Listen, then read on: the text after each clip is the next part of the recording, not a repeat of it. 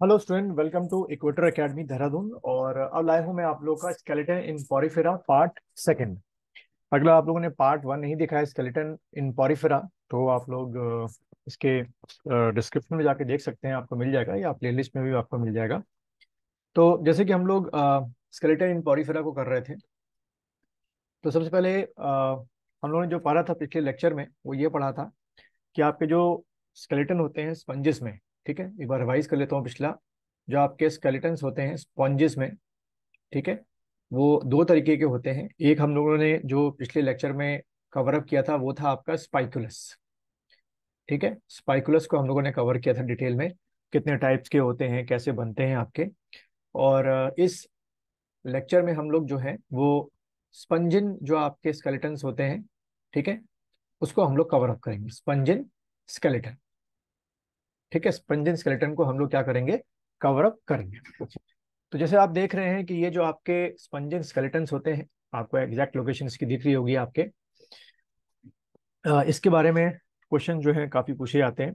तो पहला पॉइंट आप लोग बना के लिखिएगा, spongin is an organic elastic elastic substance. ठीक है, ये जो होता है पॉरीफेरा के अंदर, ये क्या होता है, ऑर्गेनिक होता है, और साथ ही साथ क्या होता है आपका, इलास्टिक सब्सटेंस होता है। थोड़ा सा इलास्टिक इलास्टिसिटी जो है वो आपकी इसमें आपको मिलेगी। ठीक है, देन अगर हम बात करें कि इट इज सिमिलर केमिकली जो है, अगर बात की जाए chemically, it is show similarity with silk. ये भी एक इंटरेस्टिंग फैक्ट है जो आपके एग्जाम में आ सकता है कि केमिकली इसकी जो सिमिलरिटी होती है वो आपकी किससे मिलती है, सिल्क से आपकी इसकी सिमिलरिटी मिलती है। एमसीक्यू में पूछ सकते हैं आपसे।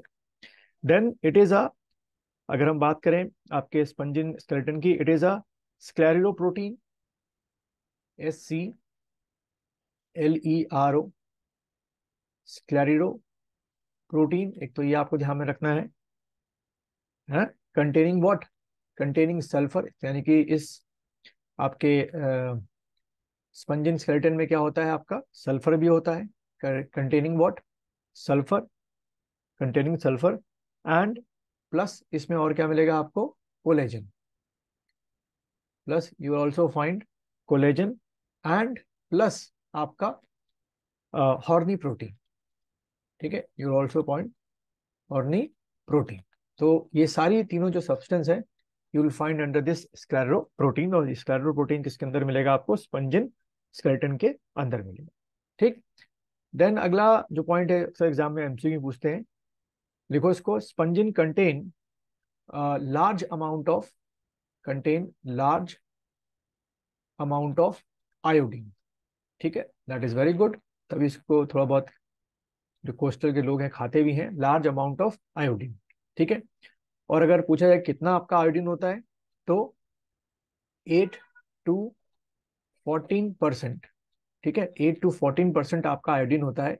और दो स्पीसीज बताई गई हैं आपकी पॉरीफेरा में जिनमें ये 8 to 14% आयोडीन होता है, तो एग्जाम में पूछा जाता है। तो दोनों स्पीसीज के नाम लिख लो आप लोग। पहली स्पीसीज लिखो SPONGIDDAE, स्पॉन्जिया। एंड सेकेंड आपका लिखो एप्लीसिन आइडिया, APLYSINIDAE।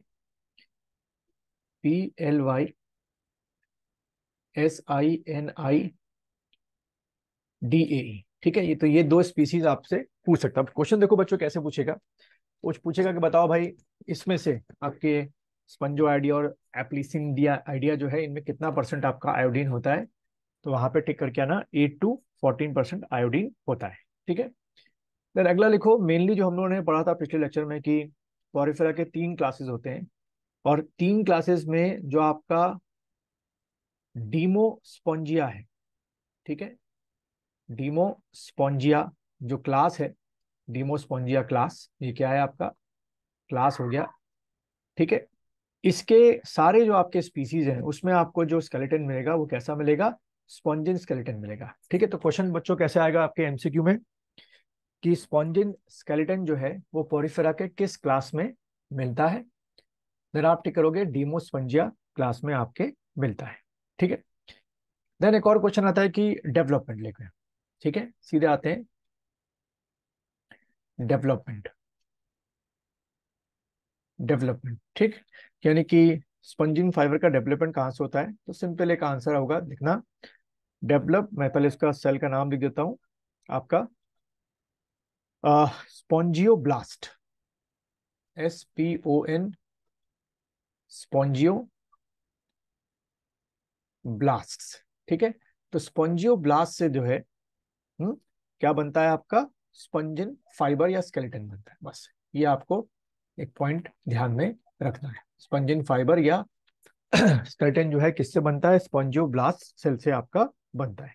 ठीक है, एंड दीज स्पंजियोब्लास्ट सेल्स, अगर हम बात करें अरेंज्ड इन रोज, किस फॉर्म में रहते हैं हमेशा, arranged, arranged in, arranged in rows and the spongin rod secreted by each fused। ठीक है, खैर इतना नहीं पढ़ना आपने, बस इतना लिखो, अरेंज्ड इन रोज में आपके रहते हैं। ठीक, और ये लार्ज अमाउंट ऑफ जो स्पंजन स्केलेटन है लगातार सेक्रेट करते हैं, यानी कि यहाँ पर जो है आपके क्या होंगे, स्पंजन या स्पंजो ब्लास्ट क्या होंगे, यहाँ पर सेल होंगे आपके। ठीक है, इनकी वॉल में, बस इतना आपको ध्यान में रखना है। तो इस तरीके से हमने दोनों टॉपिक को कवर अप कर लिया। और इफ्रा के स्केलेटन जो पहला आपका था हमने पिछले लेक्चर में कवर अप किया था, वो था आपका क्या, स्पाइकुलस था, और दूसरा आपका स्पंजिन फाइबर था। तो इस तरीके से हमारे बच्चों दोनों जो टॉपिक हैं इसके कवर अप हो गए।